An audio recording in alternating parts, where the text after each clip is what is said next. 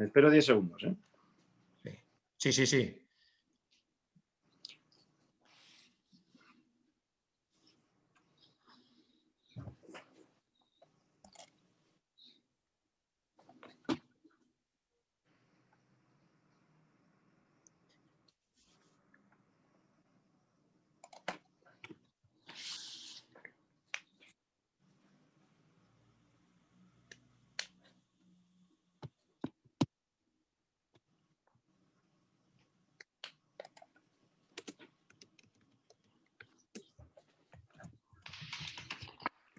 ¿Está abierto? Sí, ya está abierto. Hay 20 personas.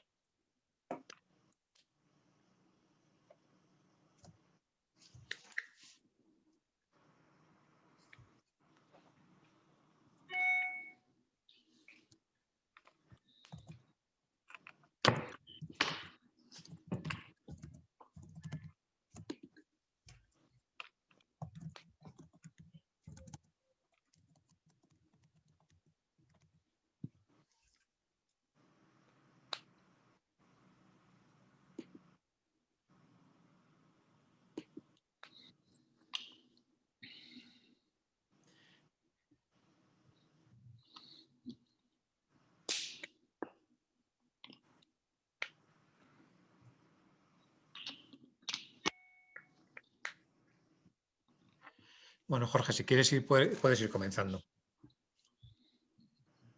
Bueno, lo primero, por ley de protección de datos, les informamos a todos los asistentes que la jornada va a ser grabada a los efectos de poderla difundir posteriormente. Buenas tardes a todos y bienvenidos a esta nueva jornada del Círculo de Actualidad Empresarial, que gracias a su formato digital, obligado por las actuales circunstancias, nos está permitiendo mantener este tipo de actividades. Lo primero de todo, quiero darles las gracias a todos ustedes por dedicar su tiempo a seguir esta jornada y al ponente, Javier García San Vicente, por estar hoy aquí con nosotros. Soy Jorge Sicilia, gerente comercial de negocio de la Dirección Territorial Norte de Ibercaja en Burgos. Esta jornada se enmarca en el convenio entre Ibercaja y la Cámara de Comercio, Industria y Servicios, por lo que apostamos claramente por la formación y la cultura empresarial y del que estamos muy satisfechos. Estamos encantados de la colaboración que mantenemos con Cámara en estas jornadas de Círculo de Actualidad Empresarial que se vienen realizando ya desde el año 2004. Ibercaja, dentro de su compromiso con la sociedad, quiere fomentar este tipo de jornadas que permitan ampliar la cultura financiera y facilitar la toma de decisiones. Consideramos que esta labor es parte de nuestra razón de ser como entidad financiera y más siendo un actor relevante en Burgos. Las empresas tienen un papel trascendental en la recuperación de esta crisis. A pesar del shock inicial, el tejido empresarial de este país ha reaccionado demostrando una importante capacidad de adaptación, cualidad que ya han venido desarrollando en los últimos tiempos gracias a las fortalezas construidas a raíz de la anterior crisis, como la mayor internacionalización, más tecnificación en sus procesos y una mayor especialización y diversificación. Es destacable la agilidad y flexibilidad que han tenido las empresas para lograr esta adaptación, superando la que se podía esperar en un principio, impulsando nuevas líneas de negocio, sustituyendo y complementando las actuales o reconvirtiendo y redirigiendo su actividad a las necesidades de la demanda. En Ibercaja también hemos demostrado una importante capacidad de adaptación. Hemos respondido de forma ágil y eficiente a las necesidades que las empresas han tenido y tienen en estas circunstancias. Igualmente, nuestra mayor digitalización, especialización y tecnificación nos ha permitido implementar líneas de financiación de las necesidades de liquidez e inversión, tanto las públicas ICO como las nuestras propias, para apoyar a nuestros clientes. Más allá de los servicios y soluciones financieras, Ibercaja ha mantenido su apoyo a la empresa mediante la organización de numerosas actividades como la de hoy, y también a través del ecosistema Más Empresa, con temática de interés y actualidad para apoyarles y ayudarles a avanzar y afrontar los retos que presenta el entorno actual y futuro, como son la digitalización, la sostenibilidad, la diversidad y la transformación cultural. El nuevo escenario comercial en el que nos encontramos nos hace preguntarnos cómo incrementar nuestras ventas. Ofrecer respuestas a esta pregunta mediante un enfoque activo y pragmático es el objetivo de esta jornada en la que contamos con Javier García San Vicente. Licenciado en Ciencias Económicas y Empresariales por la Universidad del País Vasco, profesor de la Universidad del País Vasco, de la Universidad de Mondragón, de la Universidad San Pablo CEU, de la Coventry University y de la Hertfordshire University, formador in company de empresas y equipos profesionales y autor del libro El marketing personal. Para aprovechar la jornada al máximo, los asistentes podrán formular preguntas al final directamente al ponente. Os recuerdo que la jornada se está grabando. Si no queréis salir en pantalla, podéis cerrar pantalla. En nombre de Ibercaja y de la Cámara de Comercio, reitero la bienvenida y agradecimiento por vuestra participación en este encuentro que considero una oportunidad única para atender las nuevas coordenadas que podemos esperar. Javier, por favor, ahora es tu turno.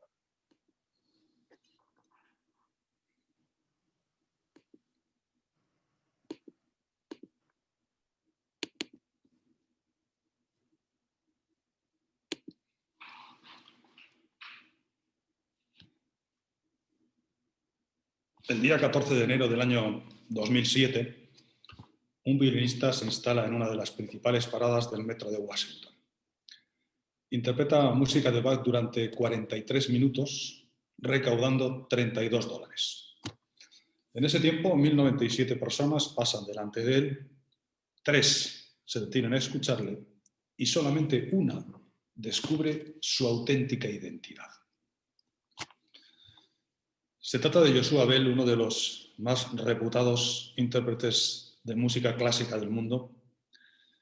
El violín que utiliza es un Stradivarius de 1715, valorado en $3,5 millones de dólares.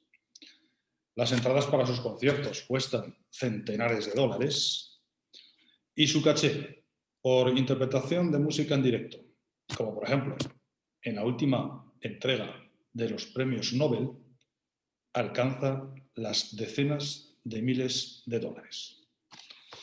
Yo creo que podemos coincidir en que el intérprete es el mismo, la melodía es la misma, incluso el instrumento es el mismo. Pero la diferencia entre actuar en una infecta boca de metro de Washington y uno de los mejores teatros del mundo es la misma que hay entre el reconocimiento y el fracaso, entre $32 y $32.000. Por consiguiente, existe una primera enseñanza, y es que en el mundo comercial, aparte de ser, hay que parecer. Que nadie se lleve engaño, no estoy recomendando en modo alguno que la gente parezca sin ser. Es un error. La mentira en el mundo de la empresa tiene un recorrido muy corto y generalmente se vuelve en contra de quien la emitió. Lo que estoy diciendo es que tenemos que buscar la forma de poner en valor las cuestiones formales que tan importantes son. Especialmente en el año 2020, que creo que podemos, a partir de este instante, denominar de manera desenfadada como el año de la peste. En este año de la peste contemporánea, todo se complica y es necesario trabajar con nuevos vectores que nos permitan superar la adversidad. Por eso, con la colaboración de Ibercaja, Cámara de Burgos, he preparado para todos ustedes el siguiente contenido. En el primer capítulo hablaremos del nuevo escenario comercial, cambios en la percepción y en la relación entre personas. En el segundo, el miedo del cliente es ahora más intenso. En el tercero, inbound marketing. Lo ideal es que te encuentren. En el cuarto, conversaciones presenciales y videoconferencias. Seguiremos hablando de la redoblada importancia de la imagen. Palabras ganadoras, confiables y seguras. Delante del cliente, saludos, distancias y cortesía. Y claves para inspirar confianza. Y todo ello va a confluir en un plan de mejora. Yo les sugiero que en la medida en que vamos desarrollando cada uno de los capítulos, ustedes tengan un cuaderno de trabajo o una sencilla hoja con un bolígrafo y anoten aquello que crean que les va a permitir mejorar, que les va a permitir progresar, porque todo eso confluirá en el plan de mejora y eso será un output importante de esta jornada para cada uno de los participantes.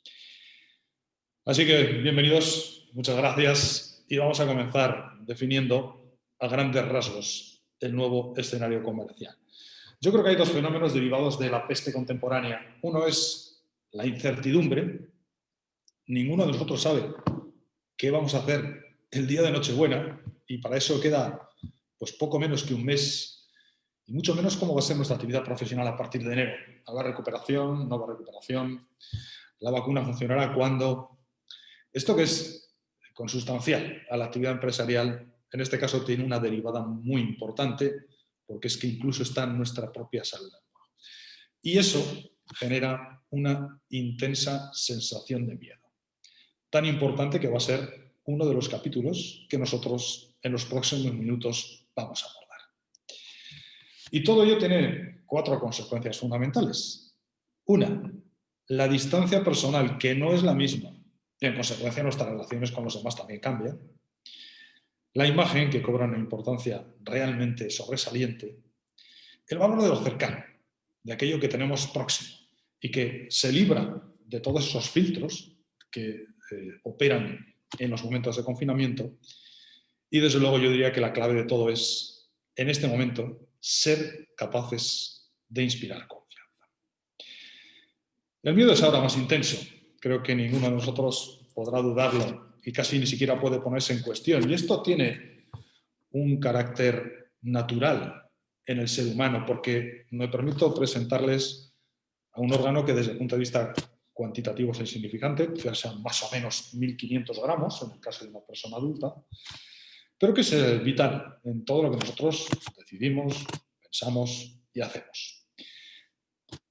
Paradójicamente ha sido el más desconocido hasta que el mundo ha conocido a pensadores de la talla de Antonio Damasio, a quien tenemos en pantalla, nacido en Lisboa en 1944. Es uno de los neurocientíficos más reconocidos en la actualidad.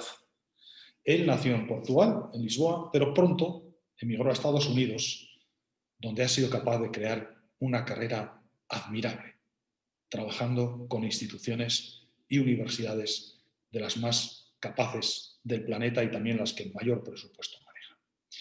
Pues bien, la ciencia de Antonio Damasio y la de muchos de sus seguidores muestra el modo en que percibimos, nos emocionamos, sentimos, pensamos, reaccionamos y decidimos. Me van a permitir que repita esa secuencia de palabras porque el orden no es casual. La ciencia, no son especulaciones, no son entelequias, muestra el modo en que percibimos, nos emocionamos, sentimos, pensamos, reaccionamos y decidimos. Conocer estos principios es clave para la venta. Yo me atrevo a decir que la aparición de las neurociencias y, en consecuencia, el neuromarketing y las neuroventas suponen un punto de inflexión vital en el desarrollo de la actividad comercial de las personas. Tanto es así que quien sea capaz de conocerlas y manejarlas tendrá una ventaja asombrosa en cualquier proceso de negociación. Y lo que Antonio Damasio y sus seguidores proponen es algo que ya intuían los filósofos griegos siglos antes de Cristo. Ellos veían que el ser humano tenía 2 dimensiones. Una racional, que piensa, y la tenemos significada en la imagen de la derecha, y otra emocional, que siente.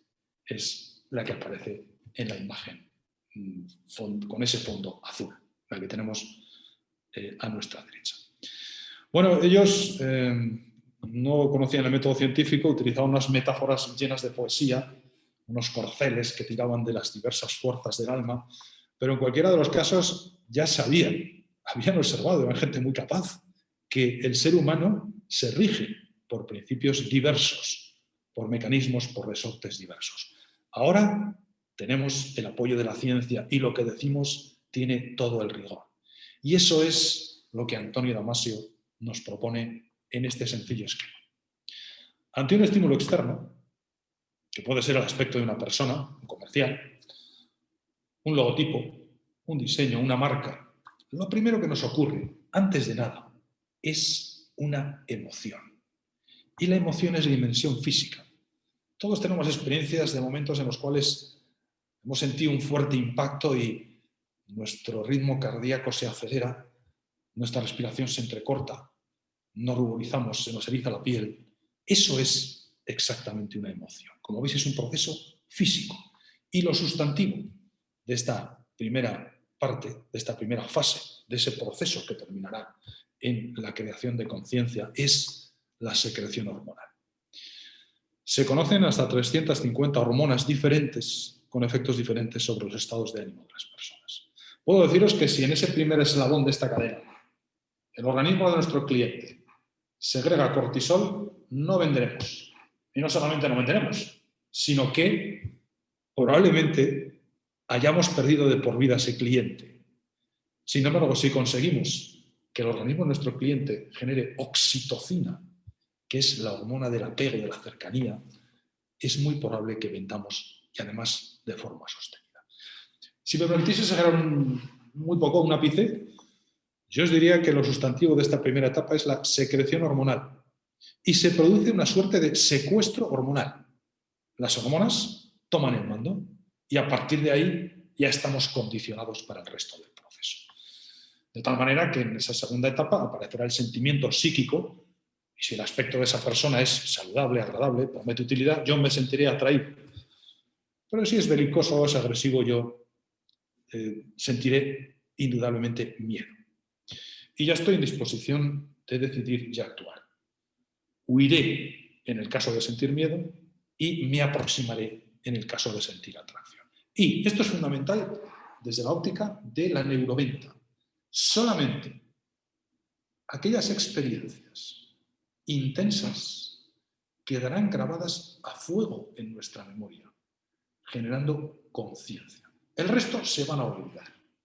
Y aquellas que han sido llamativas y memorables generarán un marcador somático. Y un marcador somático es un resorte que se activa cada vez que nosotros asistimos a una experiencia similar a una pretérita que nos emocionó mucho.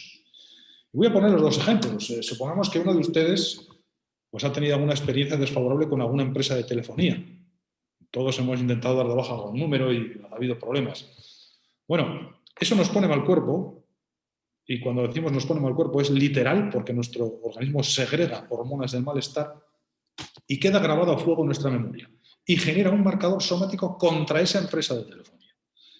De tal manera que si ahora viéramos el logotipo de esa empresa, de nuevo se nos pondría mal cuerpo, porque hay una experiencia fundamental y negativa. De la misma manera existen marcadores somáticos positivos. Yo supongo que a alguno de ustedes les gustarán o le gustarán los coches y probablemente le gustará la marca Ferrari o Aston Martin. Bueno, si pusiéramos el logotipo de Aston Martin ahora mismo en pantalla, a algunos de ustedes se les pondría buen cuerpo y sería literal. Su cuerpo generaría hormonas propias del bienestar. Por tanto, el principal patrimonio que podemos tener el año de la peste en materia comercial es un marcador somático positivo. Es tanto como que nos reciban con los brazos abiertos y con una predisposición favorable a entendernos y a valorar nuestro producto. Por consiguiente, dice Antonio Damasio que el ser humano toma a lo largo del día centenares de decisiones, y es cierto, y que la mayor parte de ellas son de carácter emocional. Son muy pocas las racionales. Para entender esto con más rigor, yo me voy a permitir hacer una aproximación al modelo del cerebro triuno. Y como me gusta ser muy serio en todo lo que les cuento, tengo que decirles que es un modelo que está puesto en cuestión, porque incorpora una simplificación. La simplificación consiste en que, según este modelo, las conexiones entre las áreas cerebrales son de corta distancia.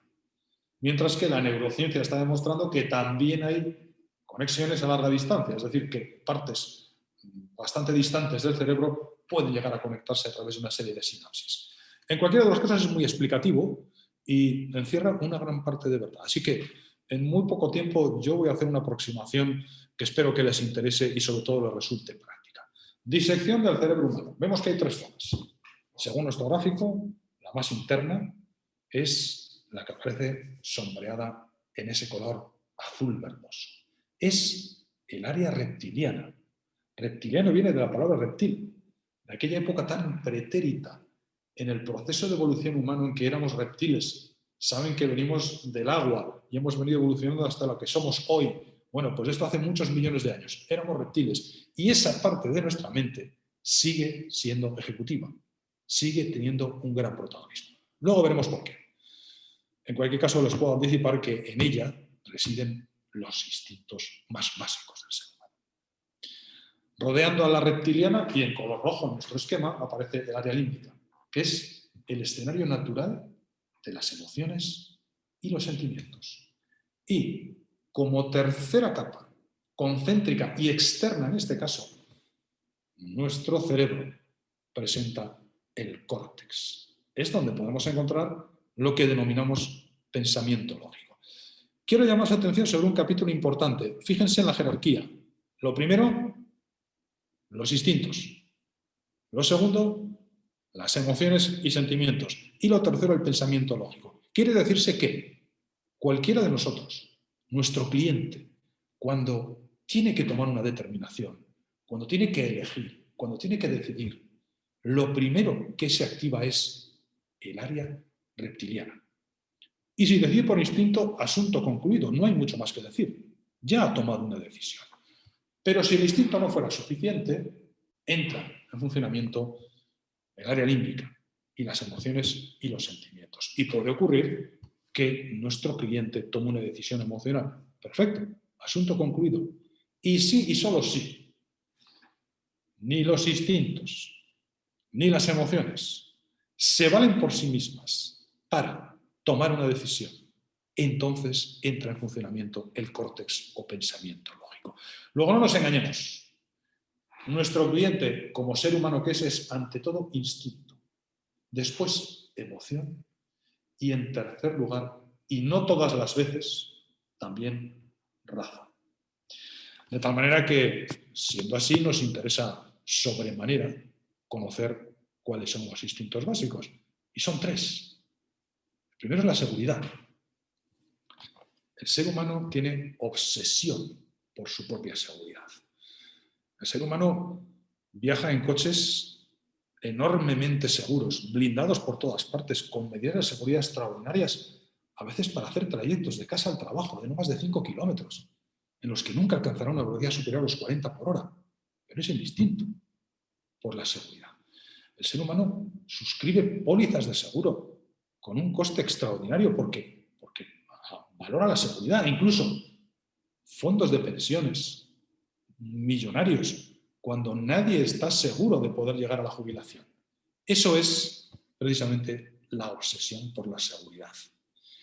Yo tengo una muy buena noticia que darles. Creo que es una noticia extraordinaria. Posiblemente es la mejor noticia que nosotros vamos a escuchar hoy. Y es que el 93% de las amenazas que percibimos nunca llegan a materializarse. De cada 100 amenazas que ustedes y yo percibimos, solo 7 tomarán carta de naturaleza. Las otras 93 son debidas a ese estado de hiperalarma en el que vivimos, debido a nuestra obsesión por la seguridad. El segundo de los instintos básicos es la alimentación. Y yo creo que los que vivimos en el norte de España, pues podemos dar fe, yo creo que todos los españoles, pero los que vivimos en el norte de España quizá de una manera especialmente clara, a que tratamos de cuidarnos. A veces tomamos una verdura de primero y de segundo un pescado a la plancha, muy bien, todo perfectamente sano, equilibrado, pero llega la hora del postre y nos sentimos atraídos por esas bombas calóricas que son las tartas de nata, chocolate, crema, bizcocho, hojaldre. Bueno, eso es una locura. ¿Por qué razón? Bueno, pues porque de nuevo nuestro cerebro reptiliano nos envía señales equívocas, señales muy antiguas, ancestrales, que nos dicen, come porque hay. Observen que hasta hace no muchos miles de años los seres humanos vivían en clanes. Esos clanes de 30 a 40 personas salían a cazar. Y si cazaban un mamut o un uro, fantástico, tenían comida para unos cuantos días, pero no sabían cuándo iban a cazar el siguiente. En consecuencia funcionaba ese mecanismo de satisfacción y ese mecanismo de acumulación de calorías, porque la incertidumbre era una incertidumbre casi hasta vital. Y en tercer lugar existe el estímulo de la sexualidad. Yo creo que no hace falta hablar mucho de esto, probablemente todos los que estamos en la sala somos adultos, estoy seguro de que sí. Así que solamente, pues, si acaso, hacer referencia a esos donantes compulsivos de de material genético que actúan como si sobre sus espaldas descansara la responsabilidad de repoblar el planeta. Bueno, también se engañan porque efectivamente son muchos los millones de seres humanos que están comprometidos con la supervivencia de la especie. Luego su aportación genética no es fundamental. Digámoslo así, puede haber una responsabilidad más compartida. Bien, estos son los 3 instintos básicos que han asegurado la supervivencia de la especie. Y una buena reflexión que deberíamos hacer desde la óptica de nuestra actividad comercial en el año 2020 es si podemos apelar a alguno de ellos para conseguir nuestros objetivos comerciales. No olvidemos que son los 3 vectores más poderosos que mueven a la humanidad. Así que, como es natural, les dejo con esa cuestión. Seguramente ya lo habrán pensado y espero que tengan alguna anotación ya en ese cuaderno de trabajo o esa hoja con la que en este momento están trabajando. Bueno, la segunda de las áreas es la límbica. Ya lo comentábamos hace un instante, es el escenario natural de las emociones y los sentimientos. Y realmente emociones básicas no hay más que 6, que son miedo, tristeza, ira, repugnancia, sorpresa y alegría. Después, y según qué autor atendamos, podemos hablar de emociones secundarias como mezcla de estas, y puede haber hasta 32, 34 o 36, insisto, depende de cuál sea la fuente en la que atendamos, pero parece que todo el mundo está de acuerdo en que estas son las 6 emociones básicas. Si nosotros, en nuestra dinámica comercial, somos capaces de apelar a alguna de estas emociones, estamos también en el buen camino, porque muchas de las decisiones que toma el ser humano son, como ya adelantábamos, de carácter emocional. También quiero hacer una salvedad, quiero hacer una disquisición en este capítulo, y es que yo creo que todos ustedes han observado ya que de esas 6 emociones, 4 son socialmente mal vistas. Yo no puedo comparecer aquí delante de ustedes hoy y decir, tengo miedo, aunque lo tenga, estoy triste, aunque lo esté, me siento repugnado por el coronavirus y tengo medidas de seguridad extremas, de hecho ahora estoy con una escafandra, aunque ocurriera. Y tampoco puedo aparecer iracundo, con un aspecto agresivo. Indudablemente son emociones que están mal vistas. Tan solo la alegría es una emoción homologable en cualquier ámbito social, y la sorpresa, pero depende también qué tipo de sorpresa, porque la sorpresa puede deberse a situaciones agradables o a situaciones desagradables. Bien, pero también tenemos que decir que si no sintiéramos miedo estaríamos muertos. El miedo nos salva la vida muchas veces, evita temeridades. Si no sintiéramos tristeza, nunca progresaríamos. La tristeza nos ayuda a la introspección y a la mejora. Si no sintiéramos repugnancia, probablemente habríamos muerto envenenados o tomando algún alimento en malas condiciones. Y si no experimentáramos ira, la gente abusaría de nosotros. Por tanto, son 6 emociones necesarias. Y, como quiera que estamos circunscribiendo todo esto al campo de la actividad comercial en el año de la peste, tenemos que decir que es muy interesante elegir una emoción dominante. La emoción en base a la cual yo me voy a relacionar con mi cliente. 2 candidatas claras, sorpresa y alegría, ¿de acuerdo? Pero observen que también se puede jugar a la emoción contraria. Es decir, a quitar miedos, a eliminar tristeza, a tranquilizar la ira o a superar la repugnancia. Son 6 claves muy poderosas para la interacción con el cliente y la consecución de objetivos comerciales. Y en último ámbito tenemos el córtex. Es donde, como decía hace un instante, podemos encontrar el pensamiento lógico. ¿Qué puede pensar nuestro cliente? Miles de cosas diferentes. Aquí el número de pensamientos posibles es inabarcable. Sería imposible reflejar todos. Pero, por ejemplo, mi cliente puede pensar, voy a ganar dinero con lo que me está ofreciendo ese comercial, voy a ganar tiempo, me voy a formar, mi vida va a ser más fácil, etcétera, etcétera, etcétera. Pero quiero insistir, no olviden nunca la jerarquía. El hombre es, ante todo, instinto. Después, emoción y sentimiento. Y solo, en tercer lugar, podemos hablar de un ser humano racional. De ahí que Antonio Damasio haya titulado uno de sus libros El error de Descartes. ¿Por qué Descartes decía que el hombre es un ser racional? Vamos a hablar de emociones en los próximos minutos Y yo creo que es muy interesante, antes de adentrarnos en este capítulo para mí apasionante, porque es donde está la clave de la venta, tener en cuenta una frase de Wenger. Wenger es uno de los primeros investigadores de este mundo de las emociones y decía en el año 62, es una vieja gloria que todavía vive afortunadamente, casi todo el mundo piensa que sabe qué es una emoción hasta que intenta definirla. En ese momento prácticamente nadie afirma poder entenderla. Yo les sugiero que durante 5 segundos piensen en qué es para ustedes una emoción y para evitarles el que tengan que articular un mensaje muy preciso y con las palabras adecuadas, les adelanto que dentro de 5 segundos lo voy a definir yo.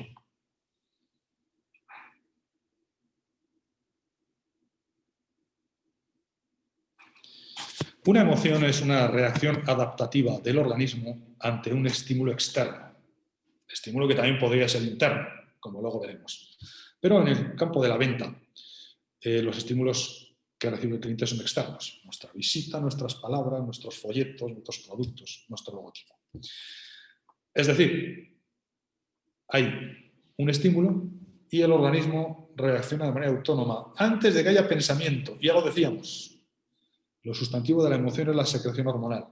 Se trata de conseguir que el organismo del cliente se agregue las hormonas adecuadas. Por ejemplo, oxitocina o dopamina o testosterona. Insisto en que son muchas las que hay. Así que vamos tomando nota porque es que Antonio Damasio, que es nuestro referente en materia de neurociencia, que después desencadena la neuroventa, es categórico cuando afirma: no somos seres racionales que nos emocionemos, sino seres emocionales que pensamos. Esta es la aproximación de Antonio Damasio. Y si me permiten añadir 2 palabras a esa frase magistral de Damasio, yo me atrevería a decir: no somos seres racionales que nos emocionemos, sino seres emocionales que pensamos algunas veces. Porque, como vamos a ver a continuación, nuestra mente tiene una propensión negativa a trabajar en modo automático. Es decir, a evitar pensar, porque pensar es un trabajo muy costoso en términos de energía. Por esa razón, nosotros tendemos a desconectar. Por esa razón, nos resulta casi imposible encerrarnos en una habitación sin ningún estímulo, ni ordenador, ni teléfono móvil, ni un libro, ni un papel, y estar media hora pensando en algo, lógicamente, es casi imposible. La mente se nos va a otras cosas. Bien, por tanto, admitámoslo, la neurociencia lo dice categóricamente: su cliente, mi cliente, es un ser emocional. Y como tal debo tratarle si quiero obtener un rendimiento en mi actividad comercial. Observen cómo los grandes gurús del mundo de la neuroventa, del neuromarketing, lo dicen muy claro. Este señor se llama Martin Lindstrom, asegura: solo el 5% de las decisiones de los consumidores son conscientes y racionales. El restante 95% del proceso es subconsciente y altamente emocional. Solo el 5% de las decisiones son racionales. Bueno, y también Roger Dooley complementa la frase de Martin Lindstrom con otra que coincide en porcentajes, pero dice una cosa distinta. Las empresas que solo hablan de las características de sus productos e información que está orientada a convencernos con argumentos racionales pierden la oportunidad de impactar en ese 95% restante del proceso. Es decir, observe lo que nos dice Roger Dooley, que tiene un gran contenido. Si usted quiere vender, hace bien en utilizar argumentos racionales, pero eso debería ser el 5%. Porque el 95% es de carácter emocional. Por tanto, deje de hablar al córtex. Hable usted al cerebro reptiliano y también al área límbica.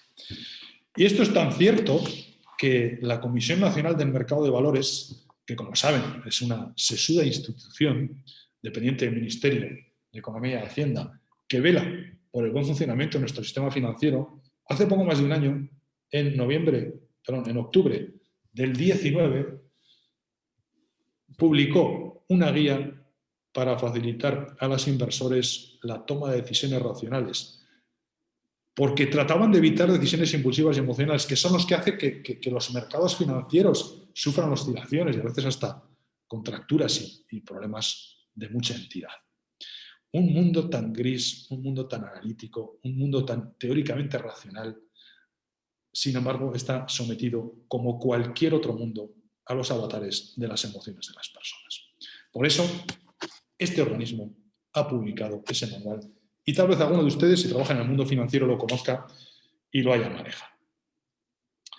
Bien, así que no olvidemos algo importante. Sí, el miedo es protagonista de las decisiones de las personas. Si el miedo está implícito en el cerebro reptiliano, en forma de obsesión por la seguridad, y también en el área límbica, como la primera de las 6 emociones básicas, si eso es así, en el año 2020 el miedo es mucho más intenso porque la gente vive con pavor, dado que hay incertidumbre y hay amenazas. Por consiguiente, ser capaces de superar el miedo desde nuestro punto de vista personal es un salto de gigante. Decía Bertrand Russell, ni siquiera podemos imaginar cómo debe ser el mundo a los ojos de un valiente. El miedo frustra muchos proyectos. Y también tenemos que inspirar seguridad en nuestros clientes, que crean en nosotros, que se sientan cómodos, que no tengan dudas. Como tal vez sepan, hay una técnica de venta que consiste en analizar los miedos del cliente e ir cercenando uno tras otro hasta conseguir el cierre que cae casi por su propia inercia. Por tanto, tenemos que tener muy en cuenta las emociones y los instintos y en el año de la peste, especialmente el miedo. Y es para mí un placer presentarles a Daniel Kahneman. Este señor es un octogenario de origen israelí que ha dedicado toda su vida al estudio de los procesos de decisión humanos. Y lo ha hecho con tanta precisión que ha conseguido el Premio Nobel de Economía. Y es un caso excepcional, porque es el único Premio Nobel de Economía que no es economista. Daniel Kahneman es psicólogo. Y si ha ganado el Premio Nobel de Economía es porque nos propone un modelo que, por lo menos para la Academia Sueca y en general para el mundo científico, es impecable. Por su profundidad y por su simplicidad. Dice Daniel Kahneman, nuestro cerebro, nuestra mente, mejor dicho, funciona con 2 sistemas. Y para evitar malas interpretaciones los denomina asépticamente sistema 1 y sistema 2. Y dice, el sistema 1 es emocional, intuitivo, rápido en sus juicios e hiperactivo, en la medida que está continuamente maquinando. A veces, o de continuo, por debajo del nivel de consciencia. Ahora estamos aquí, pues no sé, 40, 50, no sé cuántas personas estaremos reunidas en este foro. Y aunque nuestro yo consciente esté pensando en el nuevo escenario comercial y estrategias para manejarnos con éxito, nuestro subconsciente está pensando en otras cosas, profesionales y personales. Pero es que no podemos evitarlo. Es así la mente humana.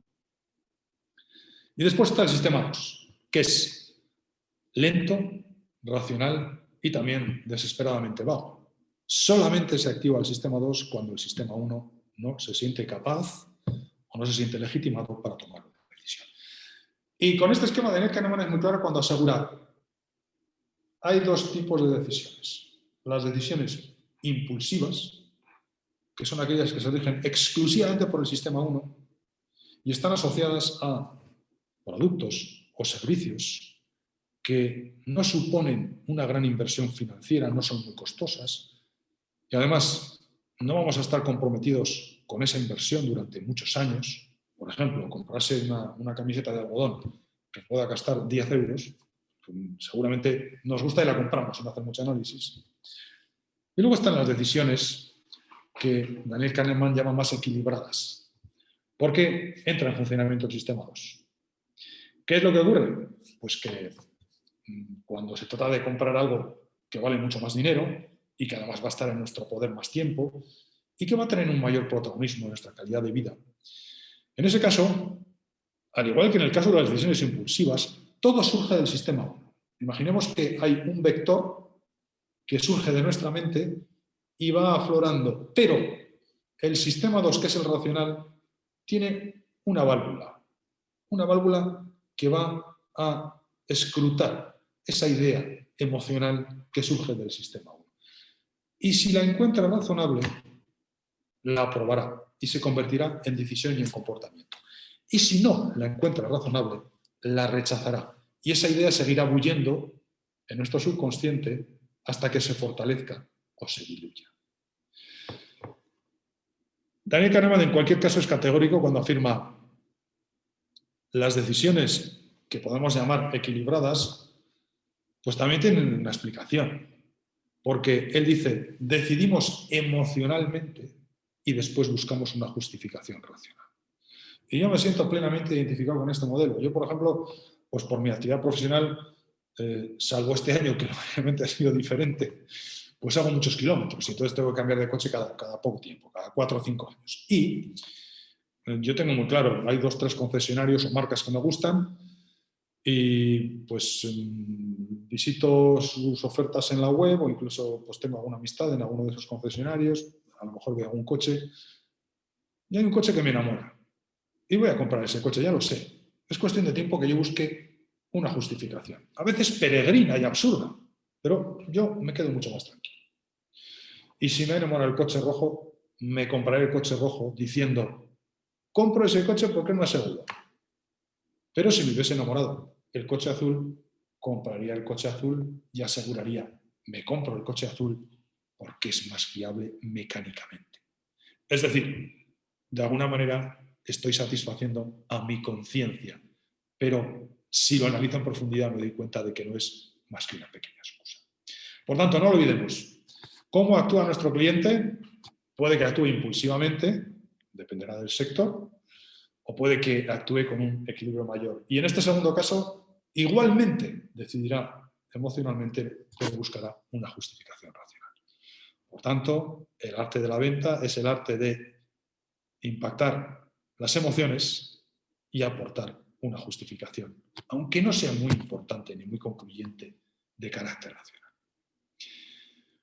Bueno, ahora mismo estoy apelando a su sistema 1. Observen, ustedes necesitan una fracción de segundo para interpretar esa imagen. Una joven exultante, muy alegre en una mañana de primavera y casi hasta nuestra pituitaria puede percibir el aroma fresco del aire de la mañana. Pero ahora estoy apelando a su sistema 2, observen ustedes. Vaya reto, 29 por 92 menos 3, que son 89. Bueno, realmente ahí tendríamos que hacer un cálculo mucho más elaborado y es el sistema 2 que nos va a resolver. Pero es que esta es la realidad. Nuestro sistema 1 es lo que tenemos a la izquierda, rápido, emocional, hiperactivo, intuitivo, y el sistema 2 es lo que tenemos a la derecha. Lento, vago, aunque eso sí, racional. Bueno, yo quiero llamar de nuevo la atención sobre este capítulo. Hay un punto de inflexión vital desde la aparición de las neurociencias, desde la aparición de la ciencia de Antonio Damasio, de la de Daniel Kahneman, que ha aportado a las técnicas de venta unas herramientas asombrosas. Y yo les aconsejo que las tengan muy presentes porque van a tener una ventaja sustancial en la venta y en cualquier proceso de negociación si conocen la mente de su cliente.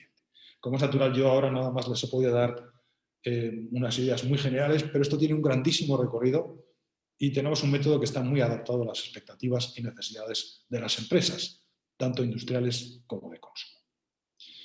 Espero que tengan alguna anotación hecha y que les venga bien para su progreso profesional. Y ahora vamos a hablar de otra técnica realmente vanguardista que en el año de la peste pues está tomando especial protagonismo. Es lo que se llama el inbound marketing. Observen qué título más sugerente. Lo ideal es que te encuentren, es cierto. Aquí hay 2 estrategias. Una, salir a por el cliente y otra, esperar a que el cliente nos encuentre. Pero esperar a que nos encuentre activamente. Algo tendremos que hacer para que nos encuentre. Eso es precisamente el inbound marketing. Y observen esta tabla, fíjense las diferencias. El outbound marketing, que es el marketing convencional, tiene como objetivo convencer. El inbound marketing, el marketing de atracción, tiene como objetivo el seducir. El outbound utiliza métodos invasivos, el inbound métodos no invasivos. Luego vamos a ver. Medios masivos por un lado y el cliente se acerca voluntario al mensaje por otro. La contumacia, la constancia en el outbound marketing. El cliente se beneficia del contenido en el inbound marketing. El outbound utiliza mensajes vendedores. El inbound, el cliente se convierte en adepto. Esa es la palabra clave, el adepto. Y para entender esto, tenemos primero que hacer una pequeña reflexión sobre el marketing de contenidos. Ustedes saben que ya el consumidor está muy saturado de los mensajes comerciales tradicionales, mensajes ventajistas, vendedores, monótonos, muy centrados en el producto, el servicio, sus características. Ahora, lo que realmente llama la atención al cliente son los contenidos. Contenidos de calidad, interesantes. Y esta es la trilogía con la que tenemos que trabajar. Primero, atraer. Segundo, interactuar con ese cliente que se siente atraído por nuestro mensaje. Y en última instancia, deleitar. Indudablemente hay muchos medios. Estamos hablando de las redes sociales, estamos hablando, por supuesto, de mensajes audiovisuales, de blogs. Luego lo vamos a ver más en rigor, pero esos son los recursos que tenemos para generar un marketing de contenidos. Y quiero, de nuevo, darles una noticia que yo creo que es buena. Nosotros podemos saber lo que le interesa a la gente a través de Google Trends. Nosotros podemos saber lo que le interesa a la gente sobre nuestro producto, sobre nuestra actividad, sobre nuestro sector. Y además, les tengo que decir que podemos saberlo por países. ¿Qué pasa en España? ¿Qué pasa en Holanda? ¿Qué pasa en Argentina? ¿Qué pasa en Canadá? ¿Qué pasa en Sudáfrica? Pero por comunidades autónomas también. Podemos saber lo que pasa en la comunidad autónoma de Castilla y León, en Galicia, en Cataluña o en Extremadura. Y podemos saberlo también cómo es la evolución por idiomas. Lógicamente, haremos búsquedas centradas en idiomas de países que nos interesen. Eso, por tanto, está segmentado. Está fundamentado en la observación de muchos millones de datos. Es inmediato, porque ahora mismo, cuando nosotros terminemos esta sesión, ustedes van a poder entrar en una página que yo les voy a dar y van a tener información en tiempo real de lo que está ocurriendo. Y además, aunque les parezca sorprendente, pero les aseguro que es cierto, es gratis. Es lo que se llama Google Trends. Ustedes entran en Google, teclean Google Trends y automáticamente les va a salir un enlace que les redirecciona a Google Trends. Y, por ejemplo, ¿qué tipo de información podemos obtener? Pues, sin ser muy exhaustivo, porque esto tiene mucho recorrido también. Y daría para un monográfico. Pero, por ejemplo, aquí tenemos un pantalla. Yo entro en Google Trends y he introducido la palabra turrón, la verán seguramente en la parte superior izquierda, ahí aparece la palabra turrón, es un espacio donde yo puedo meter turrón o calzado deportivo o coches de turismo o mecanizado de piezas y obtengo el número de búsquedas que se han hecho en Google a lo largo de los años. Aquí, por ejemplo, le he pedido que me hable de los últimos 5 años. Y como es natural, hay una gran estacionalidad. En julio, agosto, durante prácticamente 10 meses al año, a nadie le interesa el turrón. Pero en noviembre y diciembre sí, y luego cae a plomo. Bueno, esto era esperable, pero observen además la tendencia. Si vemos los picos, nos damos cuenta de que el turrón, poco a poco, es menos importante, o a la gente le interesa menos. Esa es una primera exploración. Esta es mucho más importante. Y esta quiero, por supuesto, subrayarla.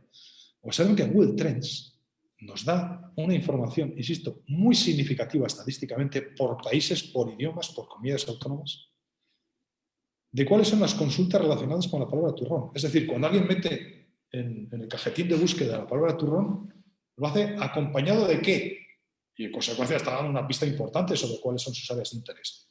Pues, por ejemplo, lo primero que tenemos aquí en esta tabla de la derecha es tarta de turrón sin horno perfecta para Navidad.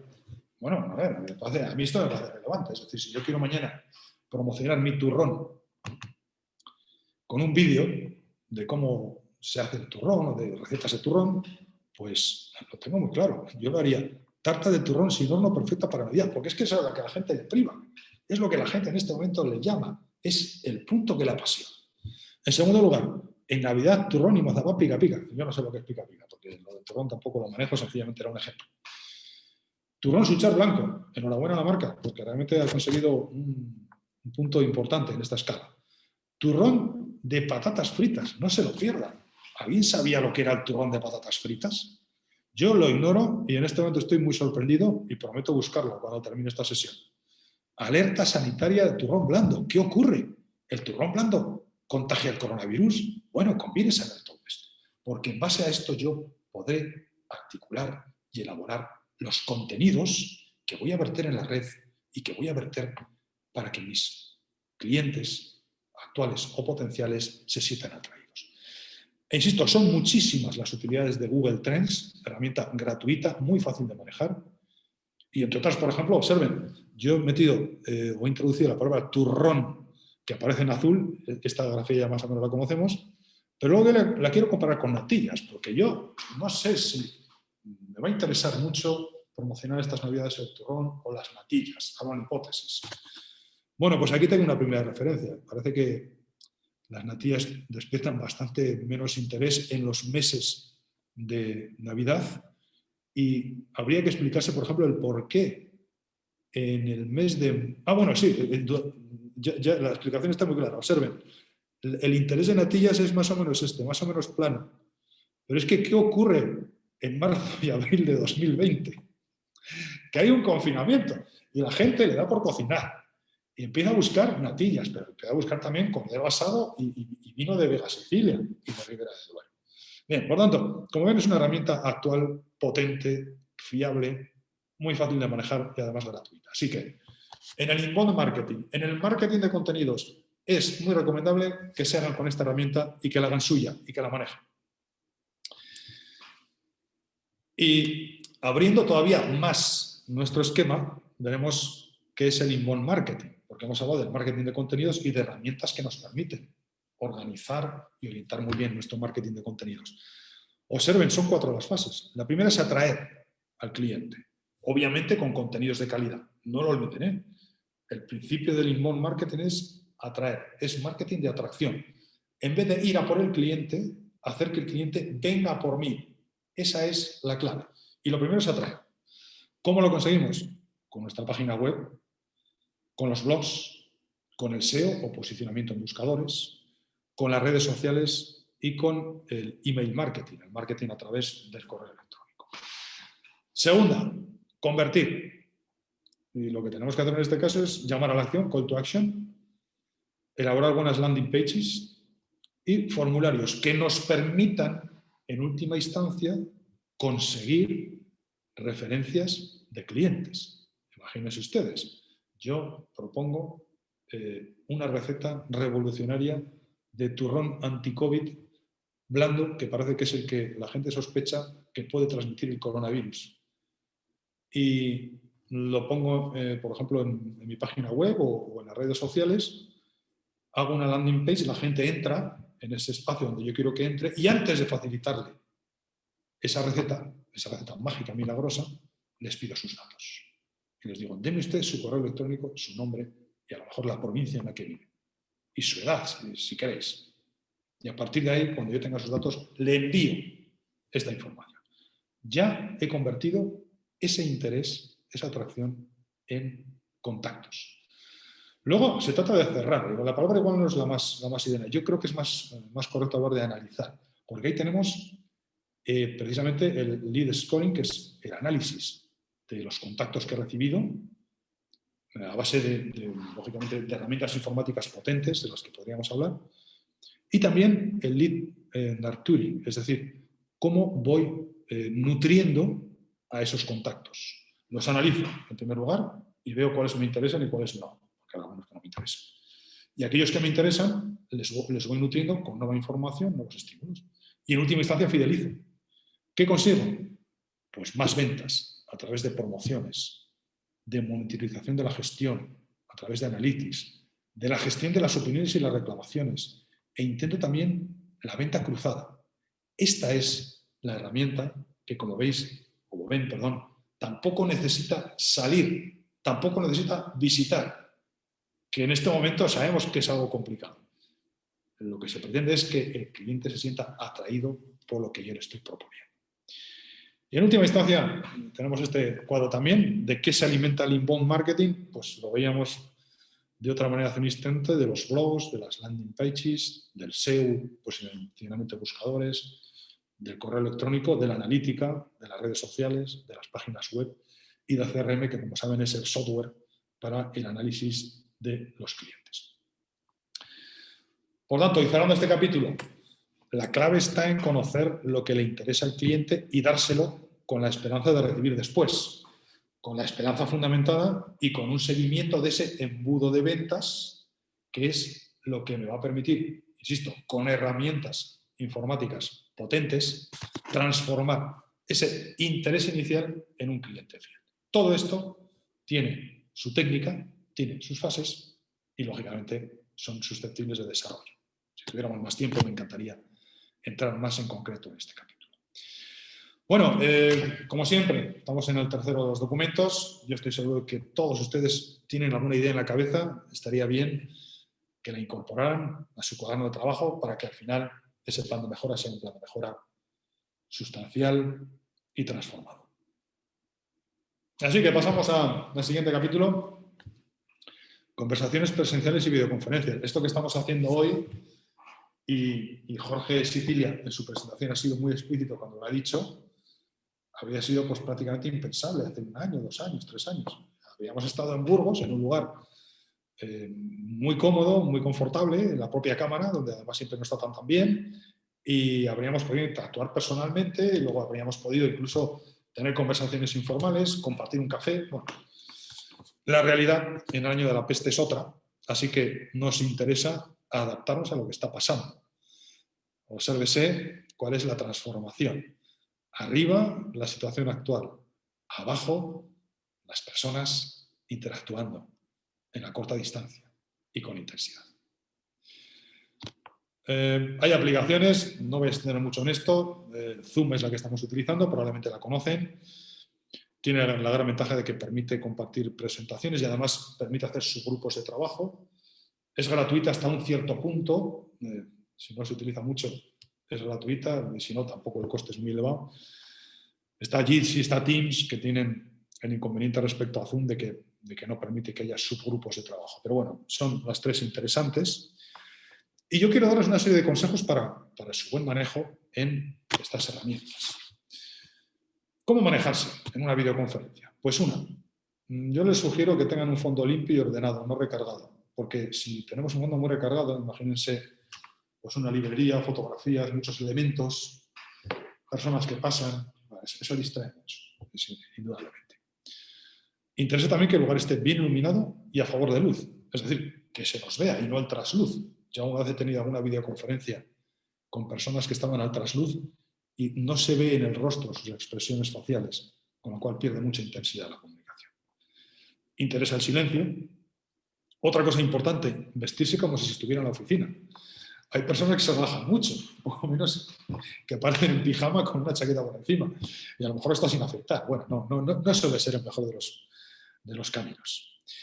Ponga la cámara a la altura de los ojos y algo alejada, porque si nos acercamos mucho se nos ve distorsionados. Y si se nos ve por debajo también la imagen no es la que más nos interesa transmitir.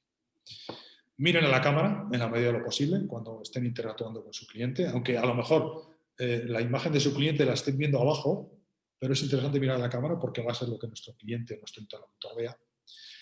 Module bien la voz, lo vamos a ver a continuación. Nos interesa un determinado registro de voz, que es el convincente, especialmente en una interacción a distancia. Empleen la gestualidad. No crean que por el hecho de que no haya una relación presencial los gestos pierden importancia, más bien al contrario, incluso la ganan. Utilicen términos orientados a generar seguridad y confianza. Este es uno de los capítulos más importantes. Es una de las conclusiones de esta pandemia. La confianza, que siempre ha sido importante, ahora lo es y más. Bueno, son consejos. Yo estoy convencido de que alguno de ustedes habrá encontrado alguna clave, alguna idea, tal vez alguna inspiración que le permita pues, manejarse con más garantías en una videoconferencia. Y eso, lógicamente, será más fructífero si lo anotan en su cuaderno.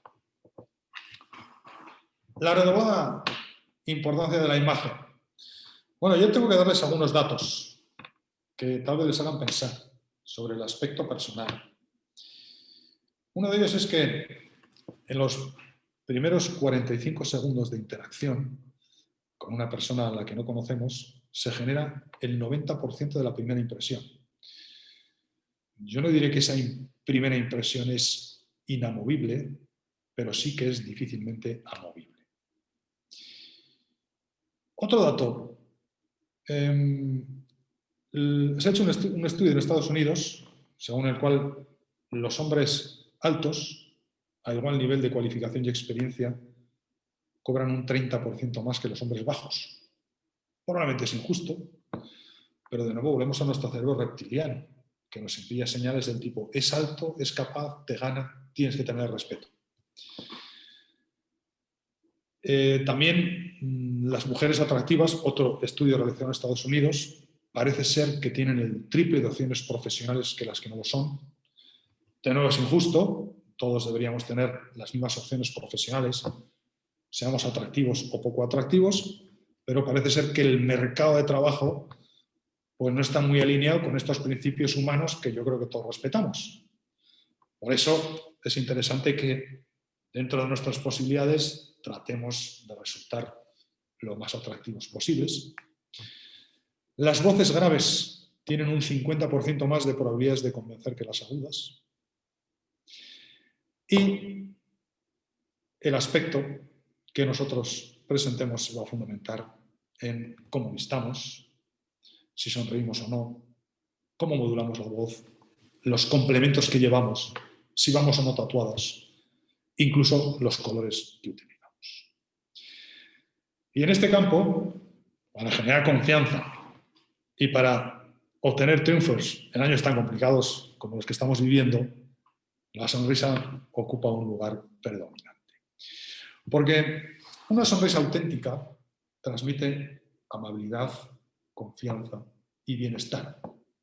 Son tres elementos muy contagiosos, por lo que sonreír siempre sale a cuenta. Cuando en una circunstancia tan trivial como pueda ser una cola de un supermercado, yo sonrío a la cajera, o el cajero, normalmente suele ser cajera, pero también últimamente estamos viendo muchos cajeros, pues esa persona me sonríe. Y si yo no le sonrío, no me sonríe. Bueno, eso dice muy poco en favor de la formación que ellos pueden tener. Pero siempre sale a cuenta sonreír, porque hay que tener también presente que solamente una pequeña parte de nuestras sonrisas se deben a circunstancias graciosas. Solamente el 15%. El 85% restante las utilizamos para entablar relaciones sociales. Un adulto sonríe 15 veces al día, los niños hasta 400. Si tenéis niños pequeños cerca, sabréis de lo que estoy hablando, y es tal la degeneración que sufre el ser humano con el transcurso del tiempo. Y por si eso fuera poco, existe una asociación muy clara entre sonrisa y salud. Hasta hace poco se pensaba que solo las personas sanas sonreían. Ahora se sabe que las personas que sonríen tienen mejor salud. Por tanto, aunque solo fuera por mejorar su salud, es recomendable que sonrían.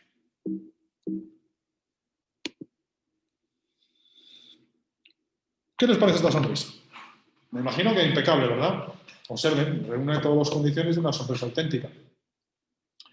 Se abren los labios, se muestran los dientes, aparecen pliegues en los ojos, eso que llamamos patas de gallo y que a algunos tanto les molestan. A mí me parece que son demostraciones de que hemos sonreído mucho y es una buena señal. E incluso no se ve muy bien en la fotografía, pero los ojos brillan porque hay una secreción lacrimal especial. Y podría añadirles, aunque es una instantánea y por tanto no tenemos fe de que haya ocurrido así, que esa sonrisa se desvanece despacio. Son tantos los músculos comprometidos con una sonrisa auténtica que es imposible relajarlos todos a la vez. Por tanto, esas son las características de una sonrisa auténtica. Los politólogos aseguran que Barack Obama se vio muy favorecido en sus éxitos electorales por esa sonrisa que ya es proverbial en el mundo de la política. Sonrían. Sonrían porque obtendrán mejores resultados comerciales, porque serán más felices y porque además tendrán mejor salud. Y traten de evitar lo que llamamos sonrisa falsa y sonrisa traidora, que son sonrisas que dan a entender, en primer lugar, que la persona se ríe pero no hay razones para reírse, y es cuando solamente se articulan los músculos de la boca, pero no los superiores. Y la traidora es cuando se sonríe pero con la boca torcida. En ese segundo caso está implícita la promesa de venganza. Palabras ganadoras, confiables y seguras. Observamos a este hombre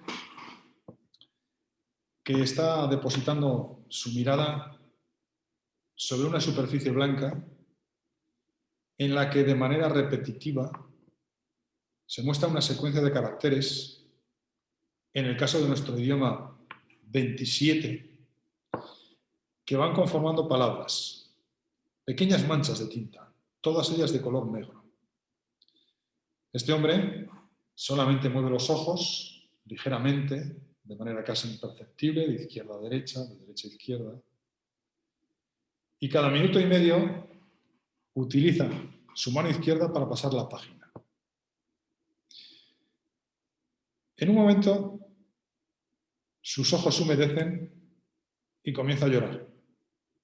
Y alguien que está detrás se acerca, le pone la mano en el hombro y le dice: no llores, sabes que todo lo que dice ese libro es mentira. Y él responde: sí, pero lo que yo siento es de verdad. Este es exactamente el poder de la palabra, la capacidad para lograr que las personas sientan y además que sientan con intensidad. Está demostrado, y es neurociencia, que nuestro organismo no encuentra grandes diferencias entre pensar que ocurre algo y que eso mismo ocurra. Por eso, visionando un listado de hojas, de palabras, de letras, podemos sentir una emoción indescriptible. Y más aún, escuchando palabras. Las palabras nunca son inocentes. No se conoce en la historia de la humanidad una palabra que no haya tenido un efecto, siempre que esté bien elegida, sobre los estados de ánimo de las personas que la escuchan. Y una vez pronunciadas toman vida propia y causan efectos en la mente de quien las escucha. Por eso, la selección de las palabras adecuadas, especialmente en un momento como el presente, es una condición necesaria para inspirar confianza y conseguir resultados comerciales. Yo quiero llamar la atención sobre un par de cosas que ya tienen que ver con un capítulo que nos llevaría varias horas, pero yo veis solamente lo capital en un momento como este, en el año 2020, cómo reactivar mi actividad comercial. Yo quiero decirles que cuando una persona está recordando algo, mira hacia su izquierda. Cuando una persona está inventando algo, mira hacia su derecha. Por tanto, aquí podemos descubrir muchas mentiras. Si yo preguntara a alguno de ustedes cómo pasó la tarde del domingo, y en vez de mirar hacia su izquierda, porque entiendo que tiene que recordar lo que ocurrió ayer, mira hacia su derecha, yo empiezo a pensar que lo que me dice no es cierto, porque se lo está inventando. Y a la contra, si yo preguntara a alguno de ustedes qué piensa hacer, a qué país piensa irse a vivir cuando se jubile, o si por alguna circunstancia triunfa el teletrabajo y no tiene ningún sentido que siga viviendo en su actual población, probablemente en Burgos, y esa persona mira hacia su izquierda, estará recordando y no va a responder adecuadamente a la pregunta que le he hecho, porque le he pedido que invente, que se proyecte hacia el futuro. En ese caso, lo natural sería que mirara hacia su derecha. Por lo tanto, no lo pierdan de vista. No es decir la verdad, mentir. No, depende de la pregunta que yo haya hecho o del estímulo que yo haya propuesto. Lo que sí sé es que cuando una persona debe recordar, por la lógica de la conversación, su mirada debería ser de izquierda. Y cuando una persona quiera inventar, su mirada debería ir hacia la derecha. Esa es una enseñanza fundamental. Yo le recomiendo que se la lleven puesta a esta sesión porque es una clave básica, sobre todo con los niños, por ejemplo, también con los adultos. Lo que pasa es que los niños cargan mucho más la suerte y hacen gestos mucho más ostensibles. Nosotros igual los hacemos mucho más fugaces, pero también se nos puede descubrir. Yo es una herramienta que utilizo y me ha dado una información valiosísima que me ha permitido negociar con éxito en circunstancias a veces hasta comprometidas. Pero hablando de palabra, tampoco olviden que en una conversación comercial toda compañía tiene que, todo argumentador, todo vendedor tiene que tener muy claro cuál es su mensaje. Y su mensaje tiene que circunscribirse a la piedra angular, que es su factor distintivo. El factor distintivo es aquello en lo que mi empresa es mejor que todos los competidores, es algo importante en el sector y además esa ventaja creo que la voy a sostener en el tiempo. Es decir, deben darse tres condiciones. Importancia del factor, ventaja respecto de todos los demás y sostenibilidad. Bueno, aquí hay tres, hay muchos más, podríamos hablar también de esto, pero uno es la tecnología. Palabras asociadas a la tecnología, laboratorio, precisión, investigación, innovación, ingeniería, son palabras que están explicando ese concepto. Ahora bien, puede ocurrir que mi factor distintivo sea la calidad del servicio y entonces también hay un sublenguaje.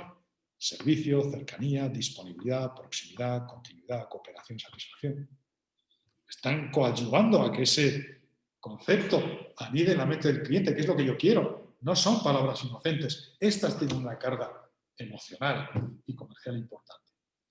Y si yo vendiera diseño, estética, comodidad, armonía, imagen, equilibrio, son indudablemente las claves. Por eso, recomendación. Estén muy atentos al movimiento de los ojos, por supuesto, pero también tengan un diccionario con el sublenguaje de su factor distintivo, porque es lo que va a impregnar a su interlocutor de la idea central que ustedes quieren transmitir. Y después, también es interesante saber cuáles son las palabras proscritas, las que están en la columna de la izquierda, según la vemos. Problema, crisis, pérdida, oscuro, difícil, triste. ¿Alguien piensa que se puede vender utilizando este lenguaje? Por contra, tenemos que incorporar a nuestro diccionario común y ordinario otros términos. Oportunidad, futuro, confianza, luz, posible, valor, salud, tiempo, vida.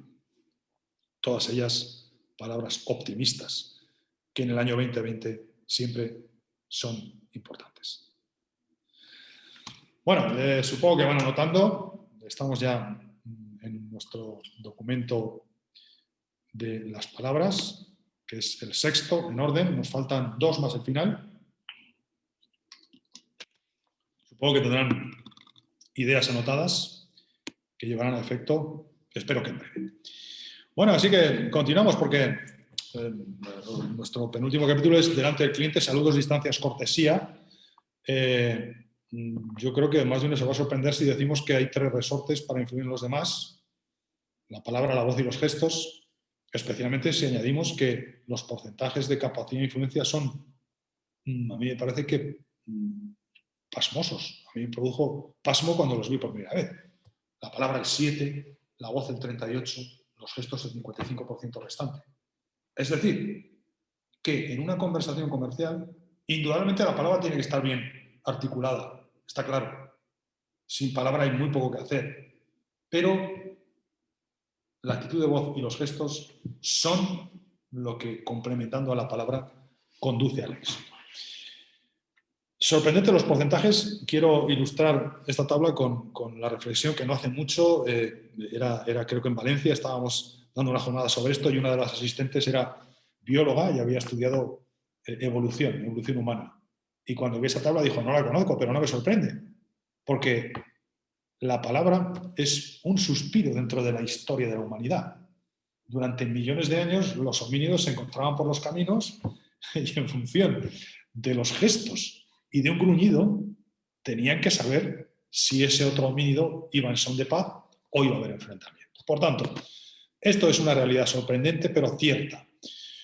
Bueno, yo creo que todos conocen a Bill Clinton. Este caballero pasó a la historia de los Estados Unidos y escribió su nombre con letras de oro por 3 razones. La primera fue el tercer presidente más joven en llegar a la Casa Blanca. La segunda, saneó las finanzas públicas como nunca antes había hecho un presidente.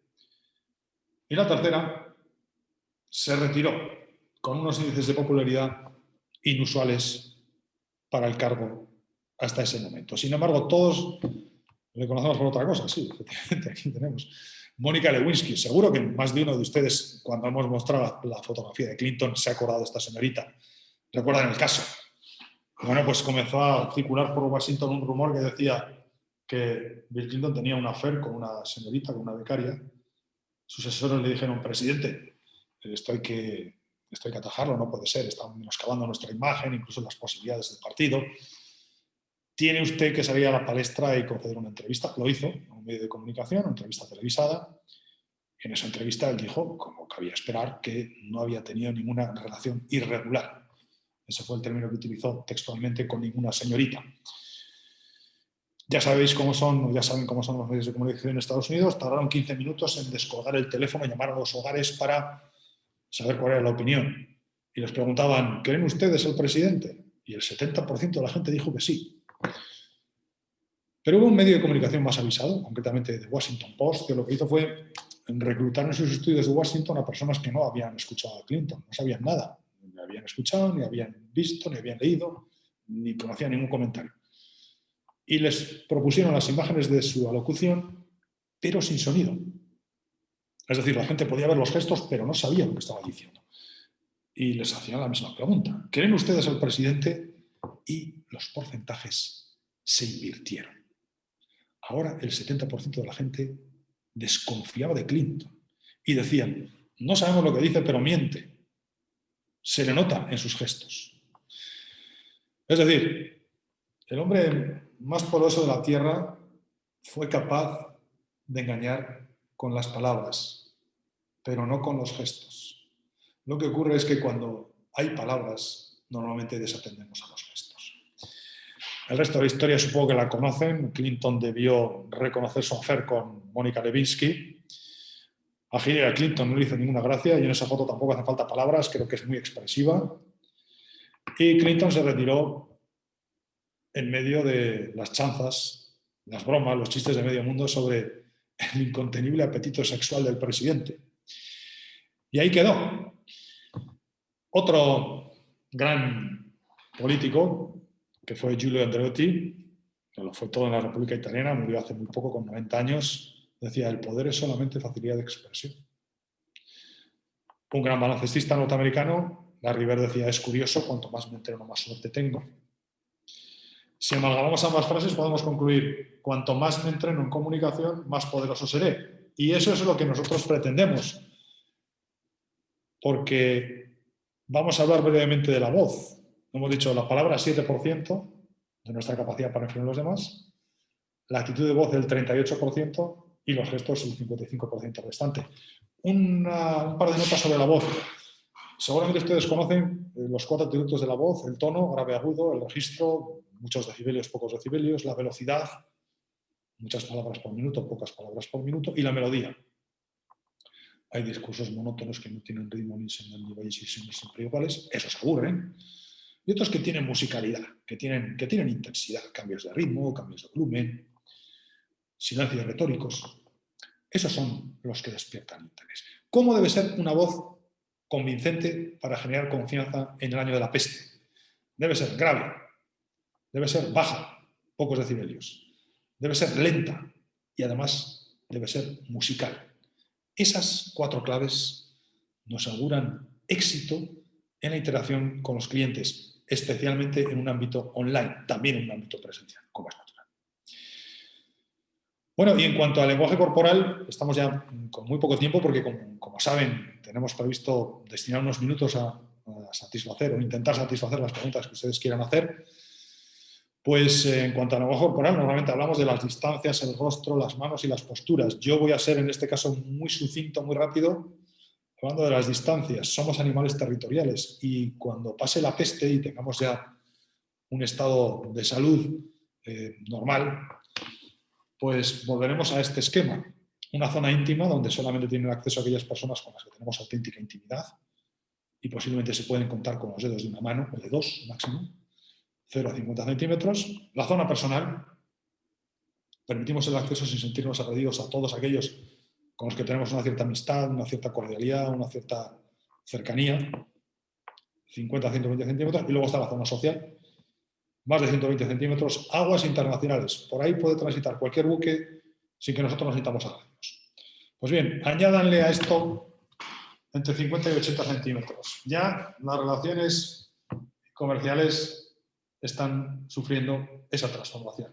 Tenemos que respetar ese 1,5 metros, 2 metros que de otra manera no sería necesario. Y por cerrar, quiero llamar vuestra atención sobre las pupilas.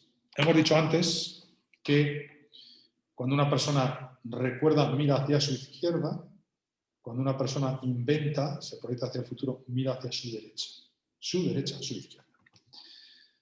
Esa es una gran parte de la verdad que yo quiero transmitirles hoy, una herramienta poderosa. Y otra, observen las pupilas. No olviden que Gustavo Adolfo Bécquer hizo mucho daño al conocimiento medio de anatomía ocular de los españoles cuando dijo tu pupila es azul.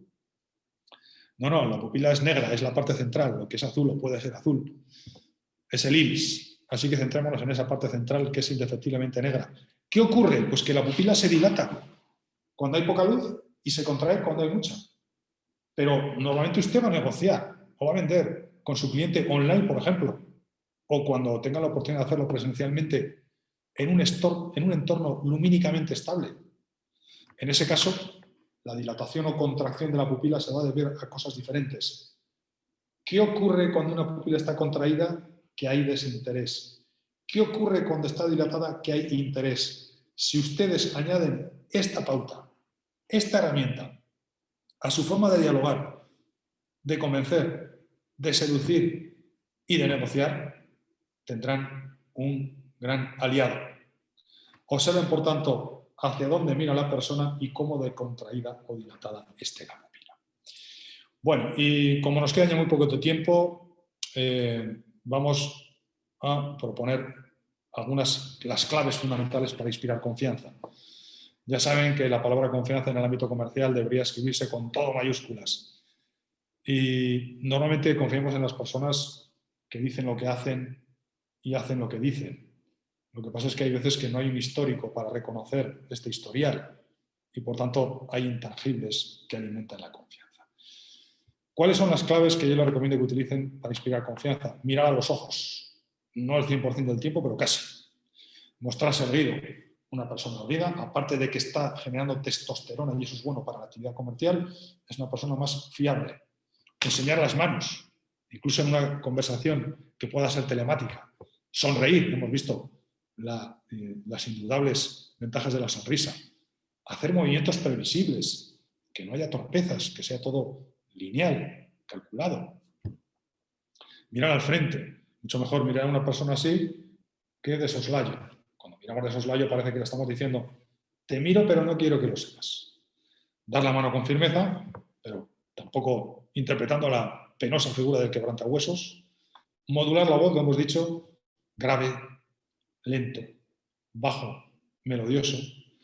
Evitar gestos defensivos como puede ser cruzar los brazos, las piernas. Eso dificulta la comunicación.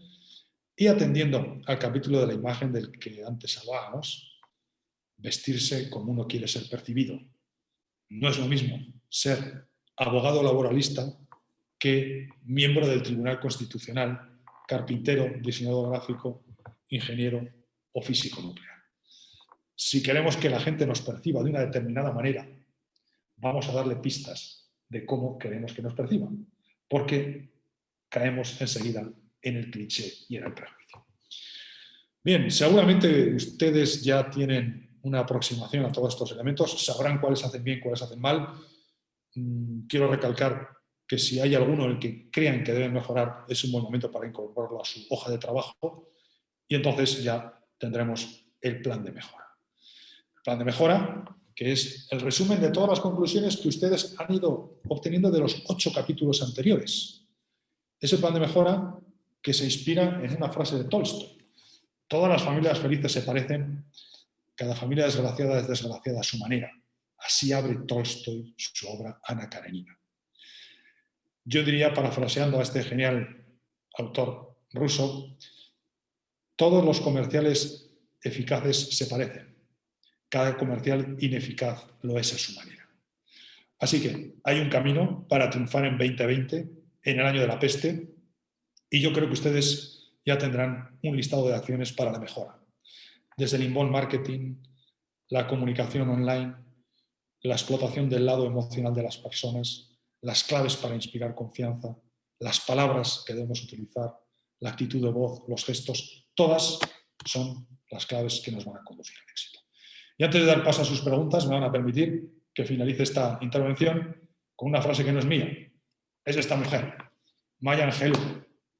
Es una poetisa, novelista de origen estadounidense que no estudió neurociencia, pero es que era muy observadora de la esencia humana. Y eso le permitió legarnos la siguiente afirmación. La gente olvidará lo que digas, la gente olvidará lo que hagas, pero jamás olvidará lo que la hagas sentir. Muchas gracias y estoy a su disposición para cuantas preguntas quieran hacer.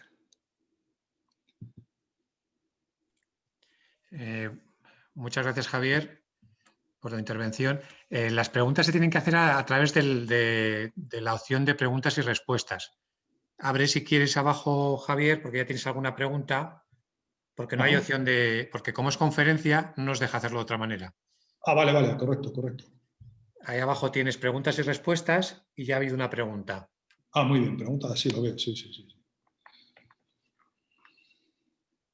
Mi pregunta la voy a leer en alto para que todo el mundo la...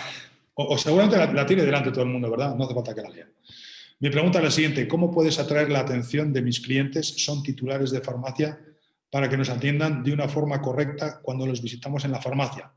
El problema es que están los clientes y como solo se puede entrar de 2 en 2, parece que les quitas negocio y no te dan tiempo suficiente para crearles inquietudes. Ofrezco consultoría. Bueno, el titular de farmacia es un ser humano como cualquier otro ser humano y en consecuencia cualquiera de las reflexiones que hemos hecho antes pues nos puede servir. De todas maneras, si el problema es la dificultad para que le reciban a esta persona que hace esta interesante pregunta, desde luego el mejor consejo que se pueda dar es que planifique las visitas y tenga una agenda pues, lo más estricta posible. Y en todo caso, si eso no fuera tampoco factible, pues podría recurrir a lo que hemos comentado también como recurso adicional, que es una videoconferencia, una videocharla, que indudablemente pierde mucha intensidad en cuanto a lo que es la interacción, pero es una herramienta que sirve en coyunturas como esta. Por lo demás, lo que les decía, se trata de emocionar. Yo creo que es muy recomendable en una actividad como la que esta persona nos describe, tener siempre una sorpresa, iniciar con una sorpresa. No olvidemos que en el proceso comercial el principio y el final son capitales. Cuando una persona empieza a hablar con otra, en los primeros 45 segundos tiene la máxima atención. Si en esos 45 segundos nos ganamos crédito, habrá 50, 60, 80 y hasta 180 segundos de atención. Si no lo conseguimos, probablemente la atención vaya cayendo y caiga.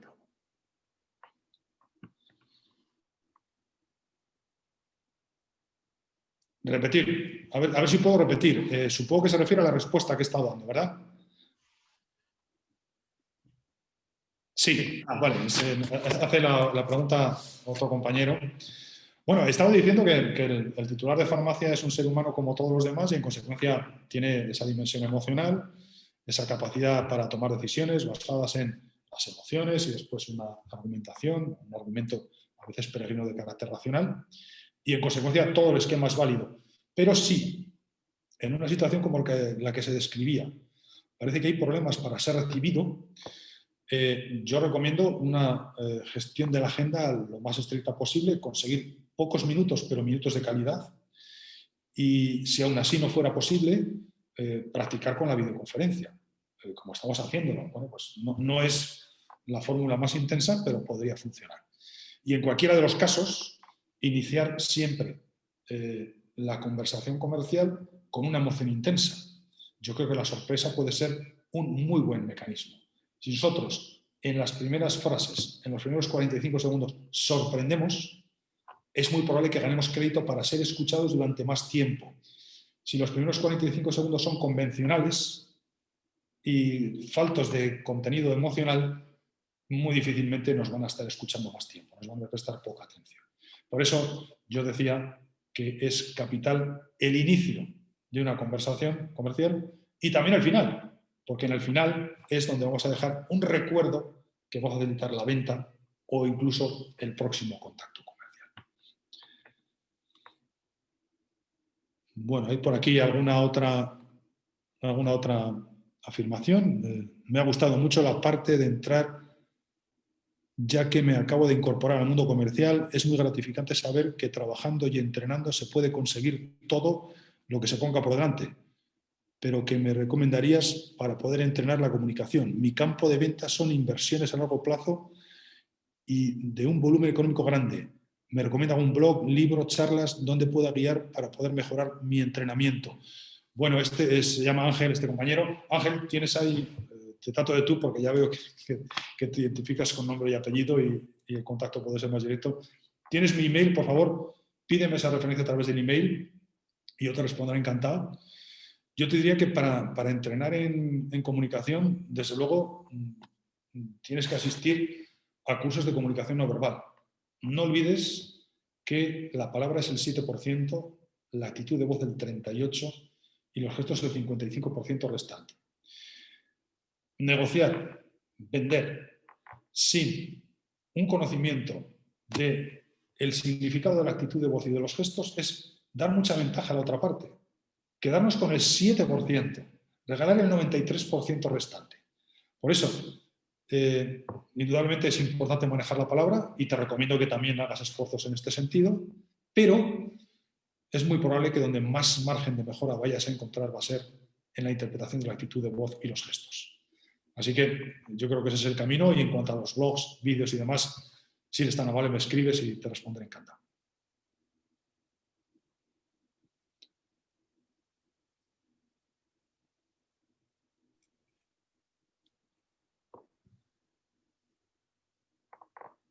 Muchísimas gracias por tu respuesta. Muchas gracias a ti, Ángel. Un placer.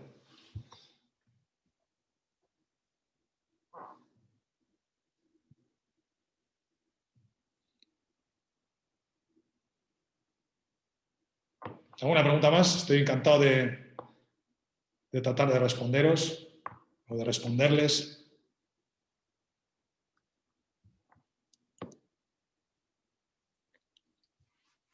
Muy bien. Parece que no hay más preguntas. Pues damos por cerrada la sesión. Muchas gracias, Javier. Un placer, como todas las veces que hemos contado contigo. Y bueno, si alguien quiere hacer alguna consulta a través de su correo electrónico, pues lo puede hacer, o a través de la cámara, también para cualquier tipo de consulta. Muchísimas gracias y hasta la próxima. Un placer. Saludos para todos y muchas gracias. Adiós.